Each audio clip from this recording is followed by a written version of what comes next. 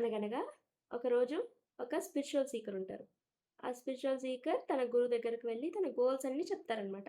చెప్తే గురువుగారు ఒక శివుడి విగ్రహాన్ని ఇస్తారు. ఎలా పూజించాలి ఏంటి అని మొత్తం ఒక లిస్ట్ రాసి చెప్తారు. అలానే పూజిస్తారు. అయితే తనకు కావాల్సింది దక్కట్లేదని శివుడి విగ్రహం పక్కన పెట్టేసి మళ్ళీ గురువుగారి దగ్గరికెళ్తారు. ఈసారి గురువుగారు ఒక విష్ణుమూర్తి విగ్రహాన్నిస్తారు. సేమ్ స్టోరీ రిపీట్ అవుతది. ఈసారి గురువుగారి దగ్గరికెళ్ళినప్పుడు ఒక అమ్మవారి విగ్రహాన్ని ఇస్తారనమాట.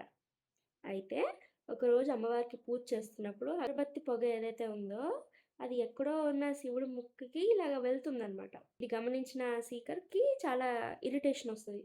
ఇరిటేషనొచ్చి నాకు కావాల్సింది దక్కట్లేదు కానీ నీకు ఈ మంచి ఫ్రేగ్రెంట్ వాసన కావాలా అని వెంటనే ఒక గుడ్డ తీసుకొచ్చి శివుడి ముక్కు చుట్టేస్తారనమాట. అదే మూమెంట్‌లో శివుడు ప్రత్యక్షమవుతారు. ఇది చూసిన శిష్యుడు వెంటనే పరుగు పరుగున వాళ్ళ గురువుగారి దగ్గరికెళ్ళిపోయి జరిగిందంతా చెప్తారనమాట.